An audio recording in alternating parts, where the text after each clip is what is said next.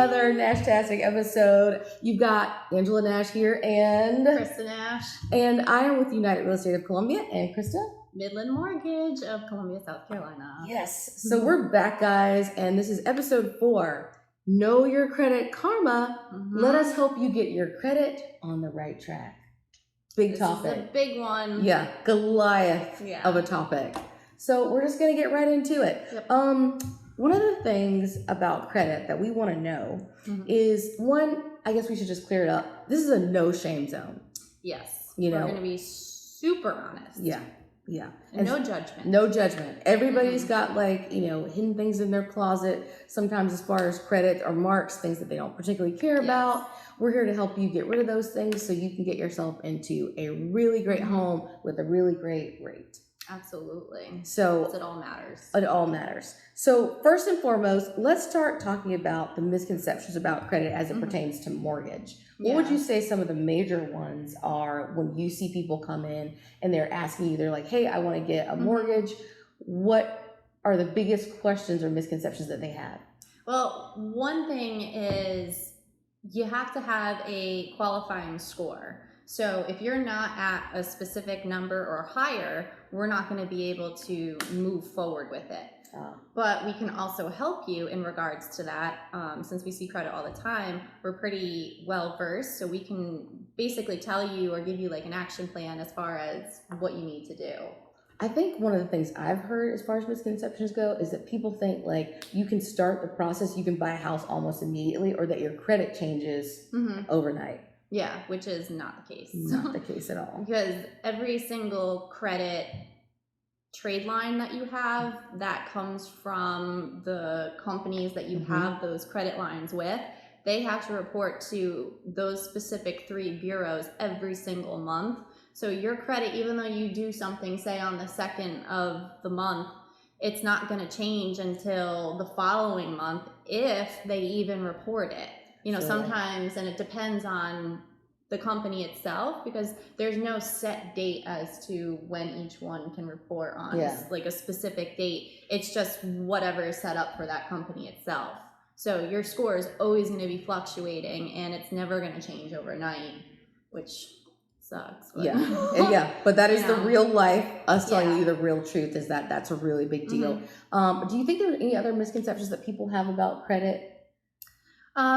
Probably one of the biggest ones is looking at certain apps and thinking that those are accurate, when in reality, majority of them are credit consumer accounts for credit cards. So they're using those algorithms to get you approved for credit cards versus a mortgage, which are 2 different things. That's a huge misconception. So can you tell us about like what score do you all use in like qualifying a person for a home loan? Yeah, absolutely. So with like an FHA loan, the lowest qualifying score you can have is a 580. Okay. Obviously, if you have a higher score, it will help you in the long run of the loan, because it's going to give you, more rate options, more programs, stuff like that. You won't be limited. So our ideal credit score is anywhere between 620 and 640. Okay, so 620 to 640 to open up more products is where you kind of want to be. The sweet spot to start.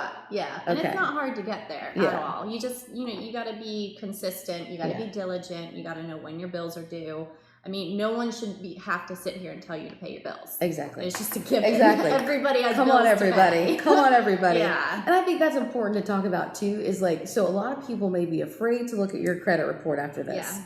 However, go and do it, because the more you know, the better. That's exactly. You cannot conquer what you don't confront. I think we said that in the first episode. Yeah, and so you should definitely find out what your credit score is.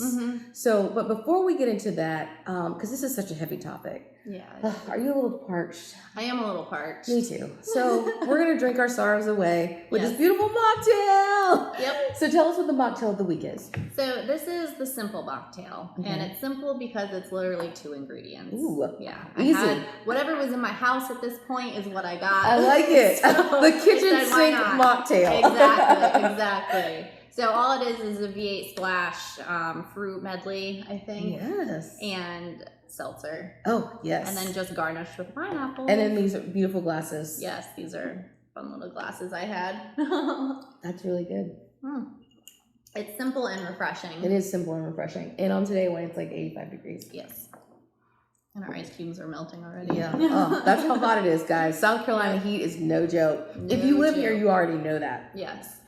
So we want to talk about a little bit about, because we were just talking about the many different parts of like credit reporting and the different agencies that report credit. Now, one of the things I want to talk about is how bad credit affects your financing, like your rates, things like that. Because I don't know if people really realize like it can change from so as far as the cost and all that other good stuff. Yeah, for sure. So there's different like brackets, I want to say. Okay. So if you're, like I said, around the 580 mark, you know, you're just barely there, but you're opening, you know, the FHA program for yourself if you're a first-time home buyer. That's a huge product that everyone pretty much goes towards. But as far as getting better rates when it comes to the programs that you're, you know, trying to get, it goes in brackets. So I want to say anything between probably like a 640 and 700, if I'm correct. You know, my numbers might be a little skewed because it all depends on the product too. And there's tons of those. Yes. Yeah. Absolutely. Absolutely. And it's all based on your scenario too. So we see like the buying scenario, and that's how the credit falls in, which is pretty much number one. Because if you don't have that qualifying score, there's really not much we can do. You can have, you know, the best income, the debt to income ratios can be there, but if you don't have the qualifying credit score, there's nothing we can do as far as, you know, putting you through the application and the loan. You know, we're just setting you up as an individual for failure, and we don't want to do that. We don't That's want to do not that. our standpoint. We want you in a home. We want to get you, you know, the deal. And so it doesn't cost as much. So is it true that bad credit is expensive? Is more expensive? It depends. Okay.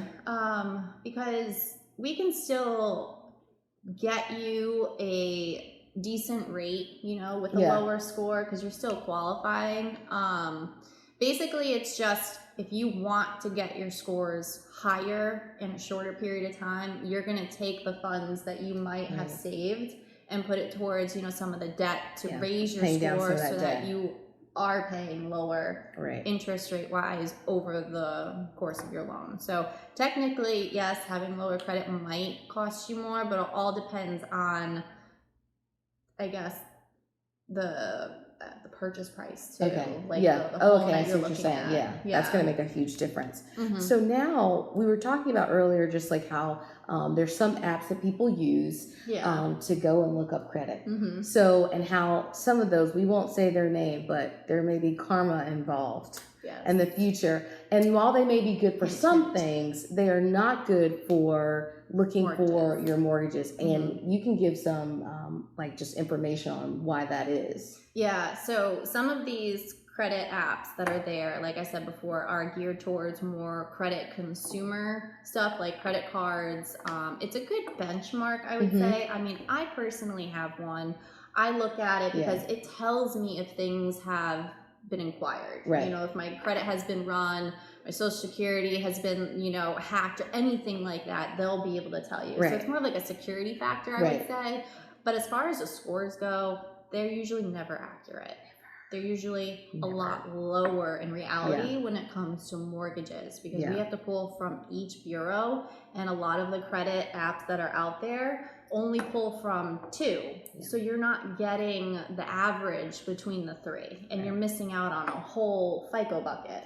And there's different FICO scores that people pull from too. Like as far as like if you're going to get a credit card or if you're going to get a car, those are all different pulls because it's the different algorithms in your credit that they're looking at, and there's no way of really knowing. So true. Credit is a very tricky thing.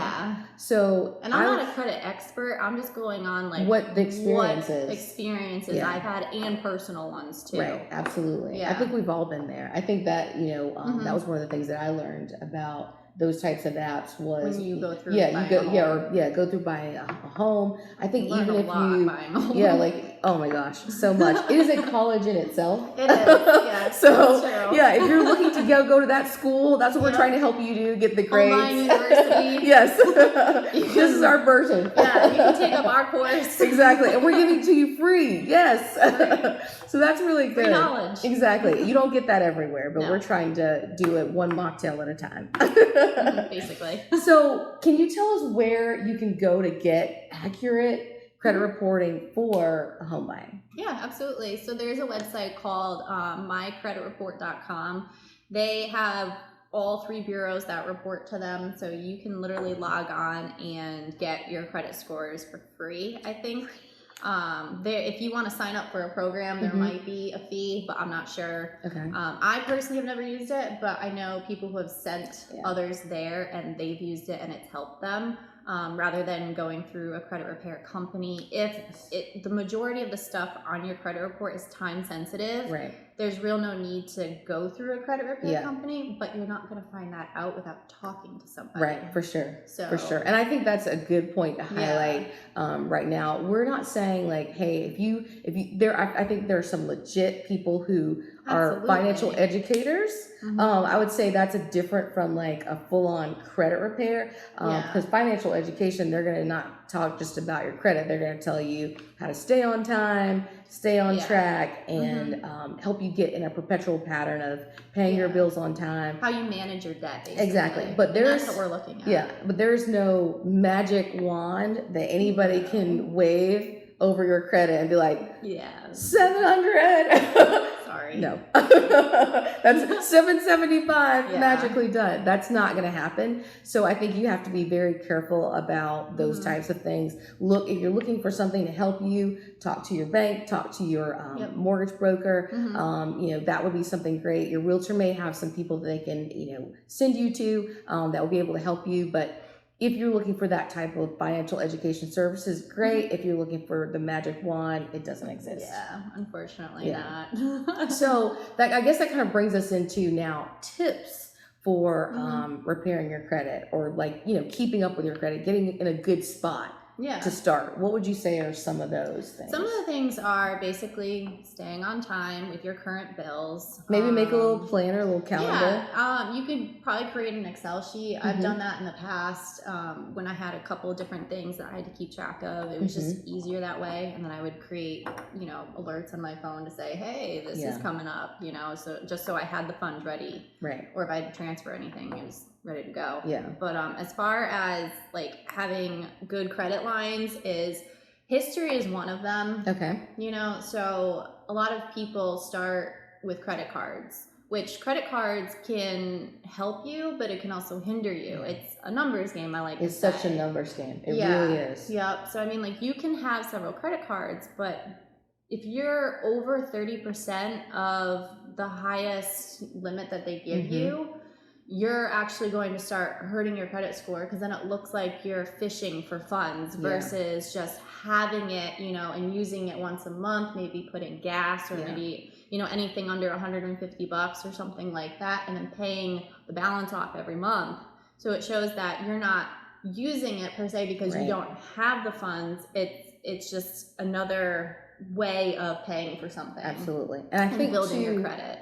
Just when you said that, before you go closing every card you have, don't do that. No, don't do that. No. You want to keep them open. Yes. Even if you don't use them. Because that is also a red flag. Yes, because canceling credit lines or paying something off in a lump sum will actually decrease your score for a certain period of time until, they start reporting positively, I would say, because you're basically, even though you don't have anything on that trade line, like it's a zero balance and it's paid, it's still a trade line. Yeah. But if you cancel it, if it's a credit card, if you cancel it, you're actually hurting yourself by doing that. Oh yeah.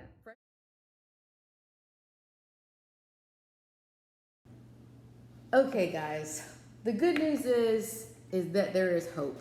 There's always hope. Absolutely. So no matter where you are in your credit challenging process of trying to get your credit together, it's not where you start, it's where you end up. I think that's the biggest thing to remember. So thank you guys for tuning in again to another great episode. We appreciate you. If you do have questions, this is like that disclaimer at the end of like every show where they're like, if you have questions or you need help, Please reach out. yeah, reach out. So Crysta, tell everybody where you can find us. Find yourself. So you can find me at CrystaNash.com, or you can go to my Facebook page or see at Crysta Nash Mortgage Originator. Perfect. And you can find me at scfancyrealtor.com, or you can also find me on Facebook, scfancyrealtor. Or the other way around. But you'll find me. So thank you guys for tuning in. As always, we'll have the mocktail recipe at the end of the show. So stay tuned. And if you haven't subscribed yet, please go subscribe. And, have a great day, guys. We appreciate it. Next time.